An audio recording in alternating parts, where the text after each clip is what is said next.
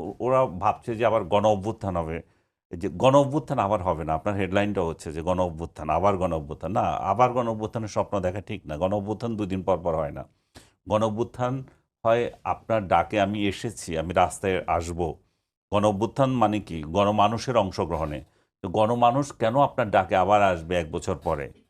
আপনি এমন এমন কি বিষয় আমাকে উপহার দেবেন এই কদিনে দেখিয়েছেন। আপনি তো আপনারা যারা আমাকে ডাকবেন তাদের ডাকে আমি আসব না। গণ অভ্যুত্থান যদি হয়ে থাকে তাহলে আপনাদের বিরোধী শক্তিদের ডাকে আসবে এখন।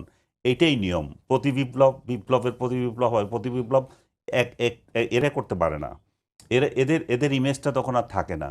তো আপনাদের বিরুদ্ধ শক্তি যারা আছে তারা যদি ডাক দেয়, মানুষ যদি ত্যক্ত বিরক্ত হয়ে যায়, তখন আরেকটা অভ্যুত্থান হতে পারে।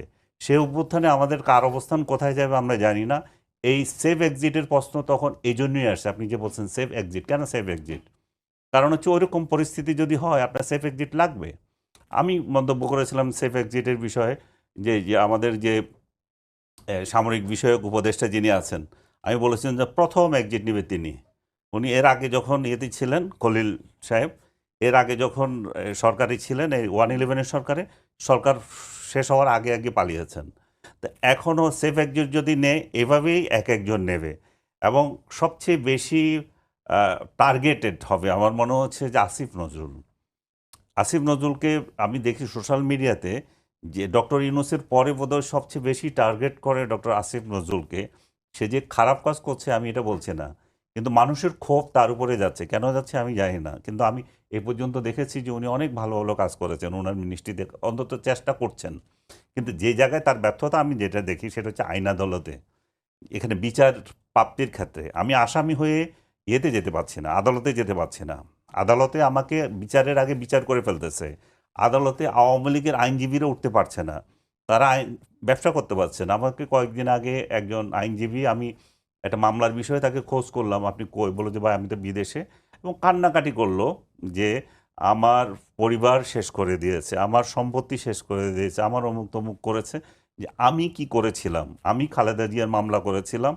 খালেদা জিয়ার মামলা যারা করেছে, আমি তো রাষ্ট্রের দায়িত্ব থেকে আমাকে দায়িত্ব দিয়েছে তাই আমি করেছি। কিন্তু যারা আমাদের প্রতিপক্ষ ছিল তারা, আমরা এক টেবিলে বসে খেয়েছি, আমার একসাথে চা খেয়েছি, বসছি, আমার রুম তারা ইউজ করেছে। আমরা তো তাদেরকে আক্রমণ করিনি। আজকে যেটা হচ্ছে দেখেন আপনি আদালত পাড়ায় প্রতিপক্ষের উকিল পর্যন্ত যেতে পারছে না। তাহলে আইনের শাসনের যে একটা ব্যাঘাত হচ্ছে, এই জিনিসটা এগুলো দিয়ে একটা ব্যারোমিটার দিয়ে ইয়ে করা হচ্ছে আর কি। আমি আসিফ নজরুলকে প্রসঙ্গটা এই জন্য আসছে যে উনি তো শুধুমাত্র এটার জন্য শুধু উনি দায়ী থাকবেন না। কারণ হচ্ছে যে এটা রাষ্ট্র যে কালচার তৈরি হয়েছে সেটা ওনার হাতেও নাই সব কিছু। তারপরে এই যে মব সংস্কৃতি চালু হয়েছে, এই মব সংস্কৃতি দেখার জন্য কি আবার গণ অভ্যুত্থান হবে? সেটা তো হবে না। যে গণপিটুনি দিয়ে মরছেন আপনি, রাজনৈতিক বিশ্বাসের জন্য আপনি অন্য রাজনৈতিক দলের মানুষকে হত্যা করছেন এবং রাজনীতি করার অধিকার কেড়ে নিচ্ছেন। তো মানুষ দেখে কি? মানুষ দেখে যে আমরা যেটা চেয়েছিলাম সেটা পাইনি এবং প্রতিহিংসার রাজনীতি দিন দিন বাড়ছে। তো আরেকটা প্রতিহিংসার রাজনীতির জন্য আমি তো এই ঠিক অভ্যুত্থানে এই অংশ কারণে নেব কি না। সেফ এক্সিট নেওয়া লাগতে পারে উপদেষ্টাদের কারো কারো, এমন মনে হচ্ছে? হবে এটা এটা এটা দুনিয়ার নিয়ম, এটা বাংলাদেশ না। এটা দুনিয়ার নিয়ম। আপনি যখন একবার রাজত্ব করেন, এই যে আওয়ামী লীগের যারা রাজত্ব করছিল ওরা কই? ওরা সেফ এক্সিট, ওরা পালাইছে না? এরা কি আছে দেশে কেউ? এরা তো পালিয়ে আছে। আপনাকে কেন পালিয়ে থাকতে হয়? আপনি আপনি এমন অপকর্ম করেছেন যেটা মানুষ সহজে আপনাকে নিচ্ছে না। তো আপনি যখন অপকর্ম করবেন আপনাকে সেফ এক্সিটের প্রশ্ন আসবে। তো এখন যারা নাহিদ বা আদার্স যে বলতেছে সেফ এক্সিট, তারা নিশ্চয়ই বুঝে, তারা তো ভেতর থেকেও বুঝে কারা কারা এই দুর্নীতির সাথে জড়িত আছে, কারা কারা এই বলছে যে ৫ জন, ইয়ে যে রাশেদ বলল যে ৫ জন উপদেষ্টা শেখ হাসিনার সঙ্গে তলে তলে খাতির রাখছে। তার মানে এই সরকারে থেকে আপনি কেন শেখ হাসিনার সাথে খাতির রাখবেন? আমি মনে করি যে রাশেদকে জিজ্ঞেস করা উচিত যে কোন জি সেই ৫ জন, এবং তাদেরকে এখনই চিহ্নিত করে বের করা উচিত। জি কারণ আমরা, রাশেদ খান আমি আমি যেমন শেষ করে বলেছেন দিচ্ছি, যে আমরা গণ্ডগোল চাই না। আমরা চাই এই যে সরকার আছে, ডক্টর ইউনূস সরকারের নেতৃত্বে একটা শান্তিপূর্ণ ভোট, যেটা যত তাড়াতাড়ি সম্ভব অনুষ্ঠিত হওয়া। ফেব্রুয়ারি মাসে উনি অনুষ্ঠান করার জন্য বসে আছেন। আমি বলবো ফেব্রুয়ারি কেন, পারলে আগামী মাসকে ফেব্রুয়ারি মাস বানিয়ে দেন। আপনি করেন ডিসেম্বর মাস মধ্যে ইলেকশন করেন। জাতিকে একটু শান্তি দেন। জি, যেমনটা বলছিলেন রাশেদ খানের 5 জনের নাম নিয়ে আসা উচিত। এনসিপি নেতা নাহিদ ইসলামও বলেছেন কিছু কিছু উপদেষ্টাদের কথা, সার্জিস আলমও বলেছেন কিছু কিছু উপদেষ্টাদের কথা। আপনাদের নেতারা যখন বলছেন বারবারই, তারা তার মানে জানেন যে কোন কোন উপদেষ্টা সেফ এক্সিট চাচ্ছে বা নিতে যাচ্ছে। কারা চাচ্ছে সেফ এক্সিট?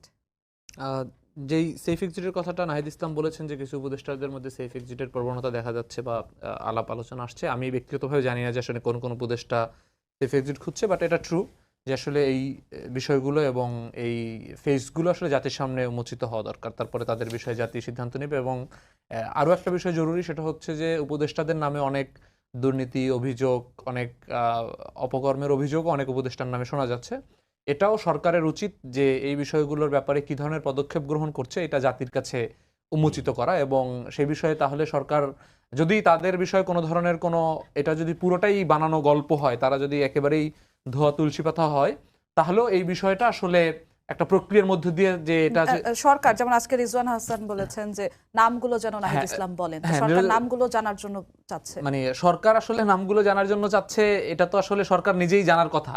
এটা তো আমি বলছি যে যেই নাম আলাপনা যাদের বিষয় আসছে এদের নাম জাতির সামনে উন্মোচিত দরকার। আমি আরেকটা ডিফারেন্ট ব্যাপারে বলছি যে যাদের ব্যাপারে অভিযোগ আসছে উপদেষ্টাদের মধ্যে, তাদের প্রশাসনিক এবং আর্থিক এবং অন্যান্য যেই অভিযোগগুলো আসছে, তাদের ব্যাপারেও সরকারের পদক্ষেপটা কি, অবস্থানটা কি?